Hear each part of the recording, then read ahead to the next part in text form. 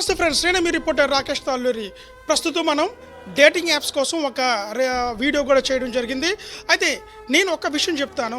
ఎవరైతే YouTubers dating app అంటే promote చేసే వాళ్ళని అరెస్ట్ చేస్తే బాగుంటుంది. ఎందుకంటే డేటింగ్ యాప్ సంగతి మీకు తెలుసు. ఒక ₹5 అని చెప్పి అంటారు, ₹15 అంటారు, ₹10 అంటారు. అంటే అది ఎత్తేది ఫస్ట్ ఇనిషియల్గా ₹5 నుంచి స్టార్ట్ అవుతుంది. ₹10, ₹15, ₹20, ₹30. అంటే నిమిషానికి మాత్రమే ఒక కాల్ అని చెప్పి ఏదైతే మీ ఫేస్బుక్లో కానీ యూట్యూబ్లో కానీ యాడ్స్ కూడా వస్తున్నాయి. ఓకే, ఆ యాడ్స్ని కొంతమంది యూట్యూబర్స్ దాన్ని అంటే ఎవరైతే ఇన్ఫ్లుయెన్సర్స్ ఉన్నారో వాళ్ళు ఇది ప్రమోట్ చేస్తున్నారు. వాళ్ళ మీద కూడా యాక్షన్ తీసుకోవాలి. ఎందుకు అంటే డేటింగ్ యాప్ అనేది మీ గతంలో నేను చెప్పాను, ఇది చాలా ప్రమాదకరమైన యాప్.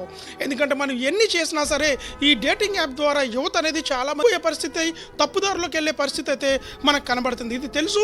చాలామంది అంటే ఈజీ మనీకి అలవాటు అయ్యారు. ఈజీ మనీకి అలవాటు అయ్యడం వల్ల ఒక అమ్మాయిలు మాత్రమే ఈ డేటింగ్ యాప్లో ₹500 పెట్టి రిజిస్టర్ చేసుకోవాలి. దాని తర్వాత వీళ్ళు కంటిన్యూస్గా అంటే ఇంకా రాత్రి పగలని లేకుండా ఆన్లైన్లో ఉంటారు.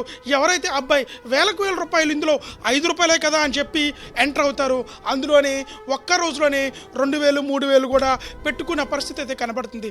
ఒకప్పుడు వ్యభిచారం అనేది సీక్రెట్గా జరిగేది, నేను చెప్పాను. కానీ ఇప్పుడు పబ్లిక్గా అంటే ఒక డేటింగ్ యాప్స్ ద్వారా అఫీషియల్గా జరిగే పరిస్థితికి మనం కనబడుతున్నాం. కాబట్టి ఇప్పటికైనా ప్రభుత్వం దీన్ని గుర్తించి ఎవరైతే డేటింగ్ యాప్స్ నిర్వహిస్తున్నారో వాళ్ళ మీద తక్షణమే చర్య తీసుకోవాలి.